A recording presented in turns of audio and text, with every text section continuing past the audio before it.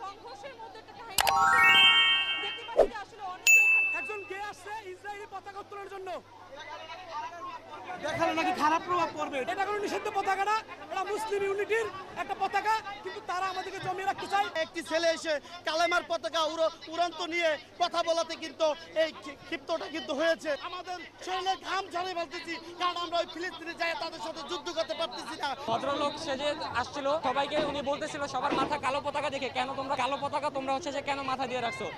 ফিলিস্তিনের জন্য এখানে যে প্রতিবাদ সমাবেশ হচ্ছিল, এই সমাবেশের মধ্যেই কিন্তু এতক্ষণ পর্যন্ত সমাবেশ হচ্ছিল। তবে এখানে এই মুহূর্তে আমরা দেখতে পাচ্ছি যে কোনো একটা কারণবশতই হয়তো বা এখানে একটু সংঘর্ষের মধ্যে একটা কাহিনী হয়েছে, এবং এখানে দেখতে পাচ্ছি যে আসলে অনেকে এখানে মারধর করছে। যদিও এখানে প্রত্যেকটা বিশ্ববিদ্যালয়ের শিক্ষার্থী এবং মেডিকেল শিক্ষার্থীদের একত্রিত হয়ে কিন্তু এখানে তারা প্রতিবাদী সমাবেশ করছিল, কিন্তু হুট করেই দেখা যাচ্ছে যে এখন তারা এখানে একটা মারামারি বা একটা সংঘর্ষের মধ্যে একটা পরিস্থিতির সৃষ্টি হয়েছে, এবং এই পরিস্থিতি এখনো দেখতে পাচ্ছি। এবং এখন পর্যন্ত যদিও জানি না আসলে, এখন পর্যন্ত এখানে আমরা নিজেরাও জানি না যে এখানে আসলে কি হয়েছে, বাট সবাই এখানে প্রতিবাদ সমাবেশ করতে এসে প্রতিবাদ সমাবেশই করছিল। আসলে এখানে কি হয়েছে আসলে এদিকে হচ্ছে মুসলিমদের গালাগালি করছে, তারপর এই জন্য আর কি ওকে মারতেছে।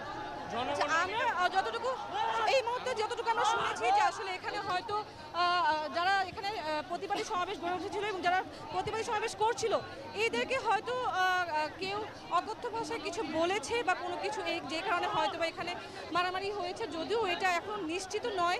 আন্দোলন করতেছিল সবাই সুস্থভাবে, তখন হচ্ছে তাদেরকে আন্দোলন নিয়ে আমাদের গালিগালাজ করছে। দেশ তো সবাই রেগে গিয়ে আপনার না, আমাদের কেউ না, বাইরের সম্ভবত যারা আন্দোলন বিরোধী বিশৃঙ্খলা করার জন্য এগুলো করার জন্য হচ্ছে গালিগালাজ করে। আমরা তো খুব শান্তিপূর্ণভাবে একটা আন্দোলন করছিলাম, যে গাজাতে যেই ধরনের হচ্ছে এই সম্পর্কে আন্দোলন করছিলাম, হত্যাযোগ্য চালানো হচ্ছে, তো তারা এসে আন্দোলনের এগেনস্টে গিয়ে হচ্ছে বাজে অকথ্য ভাষায় গালিগালাজ উড়াইতে চাচ্ছে। তাই এই বাংলার জমিনে তো এটা সম্ভব না, তারা ইসরায়েলের পতাকা উড়াইতে চাইতেছে। অনেকে বলছেন যে আসলে এখানে যারা হচ্ছে ফিলিস্তিনের পক্ষে প্রতিবাদী সমাবেশ করতে এসেছিল, তাদেরকে হয়তো কেউ অকথ্য ভাষায় কোনো কিছু বলেছে বা বলা হয়েছে বা কোনো কিছু, এমনটাই আমরা শুনছি।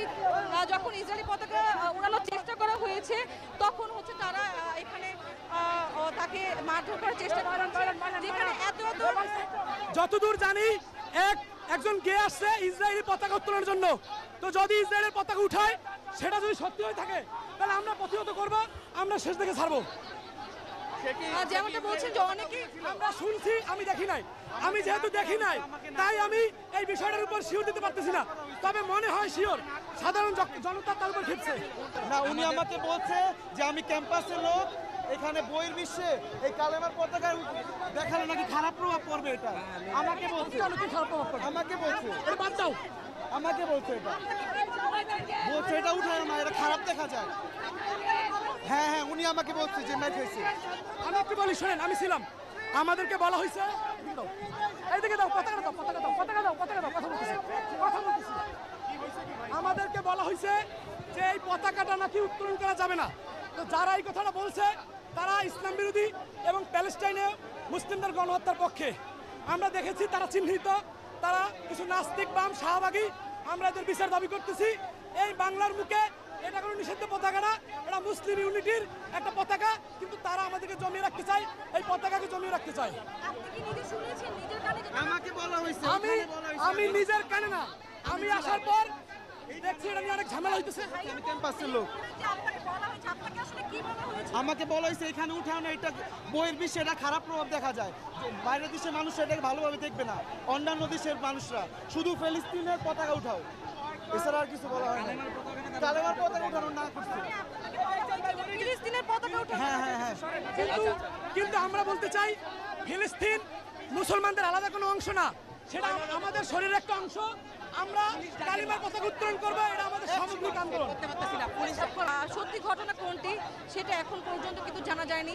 অনেকেই এক এক কথা বলছে, আসলে সত্যি কোনটি সেটা আমরা এখনো জানি না আসলে, যে আসলে সত্যি ঘটনাটা আসলে কি। তেমনভাবে কোনো কিছু জানা যায়নি যে আসলে ঘটনা কি বা আসলে কি ঘটেছে। আসলে তো অনেকে আসলে যেটা বলছিলাম যে অনেকে আসলে সেভ করার চেষ্টা করছে, কিন্তু অনেকে তাকে বাঁচানোর চেষ্টা করছে আসলে। কালেমার পতাকা উত্তোলন নিয়ে সে কথা বলেছে যে কালেমার পতাকা উড়ানো যাবে না, এটা নিয়ে কথা বলাতেই কিন্তু সাধারণ আমরা যারা আছে তারা সবাই খেপে গেছে তার উপরে তারপর সবাই খেপে গেছে যে সে কেন এই কালেমার পতাকা নিয়ে কথা বললো, ইসলাম নিয়ে কেন কথা বললো, ইসলাম নিয়ে কথা বলাতে কিন্তু তার উপরে সবাই খেপে গেছে। আর খেপে যায় কিন্তু সবাই তার উপরে একটা কেন সে এই সময় এত মানুষের ভিতরে সবার শরীরের এমনি রক্ত গরম যে হাজার হাজার আমাদের মুসলমান বমের সাথে আকাশে উঠতেছে, মুসলমান রাষ্ট্রগুলি কথা বলতেছে না, সেই জায়গায় একটি ছেলে এসে কালেমার পতাকা উড়ন্ত নিয়ে কথা বলাতে কিন্তু এই ক্ষিপ্তটা কিন্তু হয়েছে।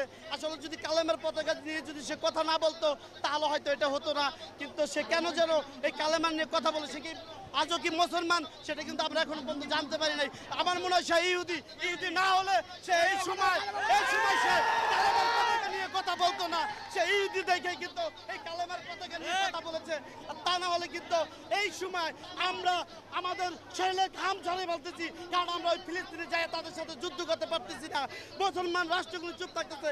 এই সময় এই টিসির মোড়ে সে ছেলেটা এসে কেন বললো যে কালেমার পতাকা উত্তোলন করা যাবে না, আর এই কালেমার পতাকা উত্তোলন না করতে আমার মনে হয় না সে মুসলমান।